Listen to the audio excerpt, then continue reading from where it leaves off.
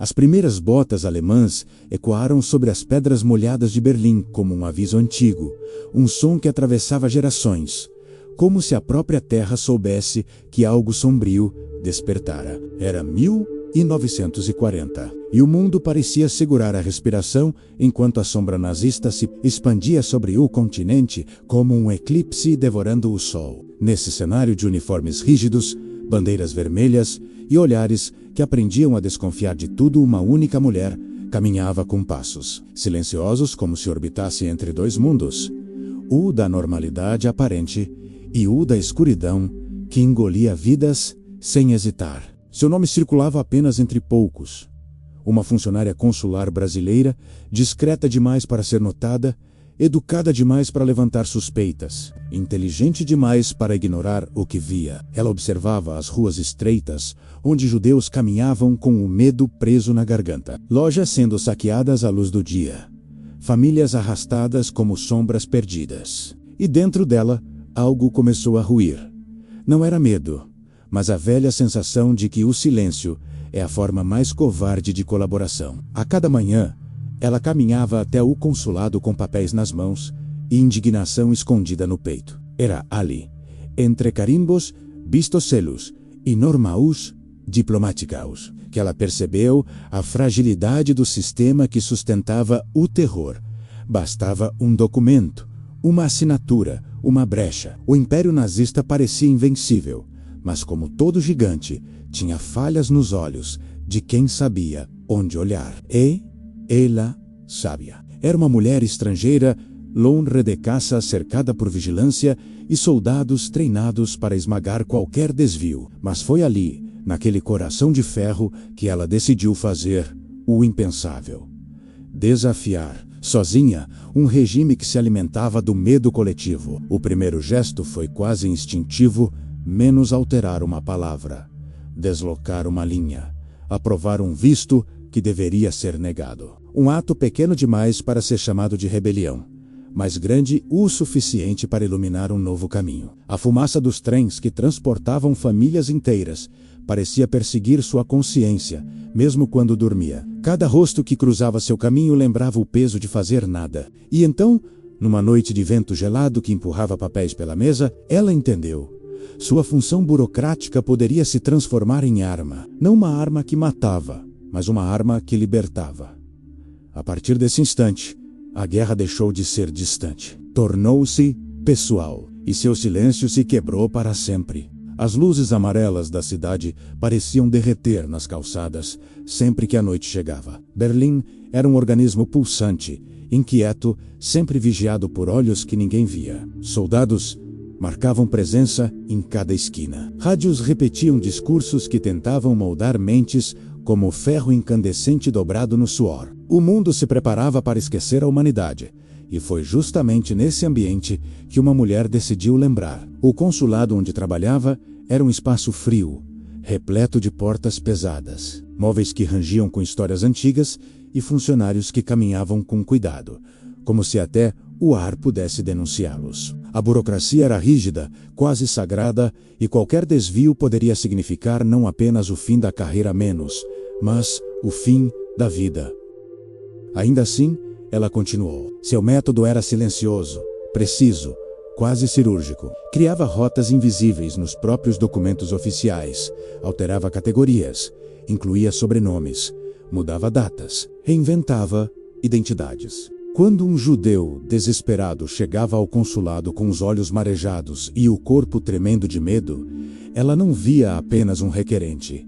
Ela via uma vida inteira prestes a desaparecer. O regime acreditava que tudo podia ser controlado: as fronteiras, os pensamentos, os corpos, as cidades, os nomes. Mas ela descobriu que havia algo impossível de controlar menos: a compaixão inteligente. Não a compaixão ingênua, mas a que conhece o risco, mede o perigo e ainda assim escolhe agir. A cada visto que carimbava, seu coração batia mais forte. Havia medo, claro, mas havia também uma serenidade estranha, como se soubesse que a coragem não era ausência de temor, mas a escolha constante de avançar apesar dele. Certa manhã, um homem chegou com a família menos a esposa, segurando a mão da filha pequena, talvez 6 anos, que escondia o rosto no casaco.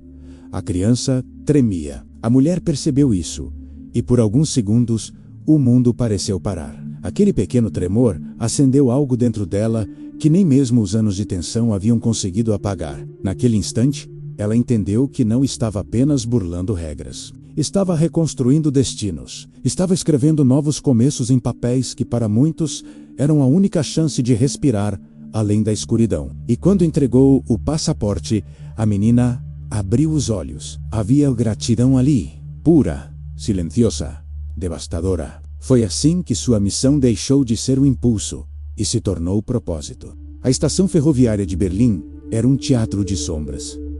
Soldados vigiavam cada vagão, cada mala, cada gesto. Os trens partiam envoltos em fumaça espessa, levando consigo pessoas que nunca mais seriam vistas. A sensação constante era de que a cidade inteira respirava medo.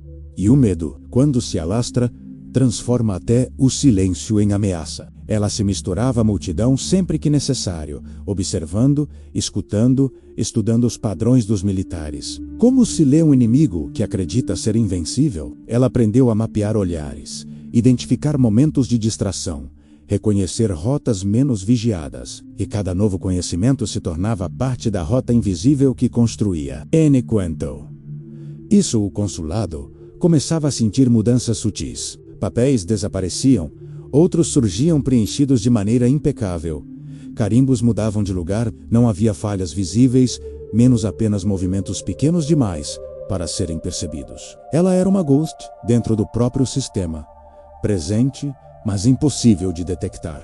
Começou a receber bilhetes escondidos sob capas de livros, pedidos de socorro dobrados dentro de envelopes vazios, nomes murmurados por pessoas que tremiam como folhas ao vento. Cada nome era um mundo. Cada pessoa, uma vida presa à beira do abismo. E ela se recusava a deixá-los cair. Às vezes, acordava no meio da noite com a sensação de que passos ecoavam atrás dela. Outras vezes, tinha certeza de que alguém a observava no bonde, ou que uma sombra se alongava demais nos corredores do consulado. Ela vivia no fio da navalha, mas continuava. Talvez porque entendesse que o valor de uma vida é infinitamente maior que o medo de perdê-la. Seu trabalho era tão preciso que, mesmo dentro do caos absoluto, não deixava rastros. A máquina nazista, obsessiva por controle, jamais imaginaria que uma única mulher fosse responsável por uma brecha tão ampla. O verdadeiro poder da resistência secreta era esse: existir onde ninguém procurava. Então, lentamente, histórias começaram a surgir. Famílias que escapavam, pessoas que cruzavam fronteiras sem serem percebidas, nomes que, oficialmente, nem deveriam existir. E todos esses caminhos levavam a ela, menos embora ninguém soubesse. Conforme a guerra avançava, o controle nazista se tornava mais rígido. Novos decretos, novas exigências, novos interrogatórios. Os olhares ficavam mais desconfiados, as patrulhas mais agressivas, as ruas mais vazias. O medo agora tinha cheiro. O cheiro de couro molhado, de metal, de fumaça, de silêncio forçado. Era como se a cidade inteira tivesse sido engolida por um inverno emocional que congelava até pensamentos. Mas ela continuava. Seus dedos percorriam papéis com a delicadeza de quem manuseia dinamite. Cada alteração precisava ser perfeita. Cada assinatura precisa. Cada carimbo idêntico ao oficial. Ela não podia permitir nem mesmo o menor erro. Não quando vidas pendiam desse equilíbrio frágil. Certa vez, recebeu um homem pálido, suado, com os olhos arregalados de terror. Ele não falava apenas trêmea. Tinha perdido a família dias antes, levada em uma batida noturna. Ele restara sozinho, e mesmo assim, tinha conseguido chegar ali. Quando ela segurou seus documentos, as mãos dele estremeceram. Não havia como negar. O tempo dele estava acabando. Ela respirou fundo, sentindo a pressão do momento esmagar seus ombros. Mas continuou. Criou um novo nome, ajustou linhas, redesenhou uma história inteira em minutos, e quando entregou o passaporte finalizado, o homem caiu de joelhos. Não por devoção, mas por exaustão absoluta. Ele sabia que aquele papel era mais do que um documento. Era uma segunda chance, era a própria vida devolvida. Ela ajudou centenas assim. Cada rosto ficava marcado na memória, mas nenhum nome era pronunciado. Palavras podiam ser interceptadas. Silêncios, não. À medida que seu impacto crescia, também crescia o risco. A Gestapo intensificava investigações. Qualquer irregularidade poderia ser fatal. E mesmo assim, ela expandia sua rede invisível, conectando famílias, informando rotas seguras, orientando quem precisava fugir. Ela se tornara uma força silenciosa que o regime jamais imaginava enfrentar. Coragem com inteligência estratégica. Foi nos meses mais sombrios da guerra que seu trabalho atingiu o auge. A perseguição se tornara absoluta. Judeus eram arrancados das casas a qualquer hora, e até vizinhos denunciavam uns aos outros por medo ou conveniência. A brutalidade não precisava mais se esconder. Ela era pública, orgulhosa, sem remorso, e foi nesse inferno que ela tomou as decisões mais arriscadas. Não bastava mais carimbar vistos. Agora, precisava mover pessoas até pontos seguros, negociar trajetos, criar desvios. Às vezes entrava em becos escuros, onde a própria noite parecia observá-la. Outras vezes, caminhava entre soldados, fingindo normalidade, com documentos falsificados sob o casaco. Ela passou a trabalhar com precisão militar, mas com coração profundamente humano. Cada vida era um universo que não podia desaparecer.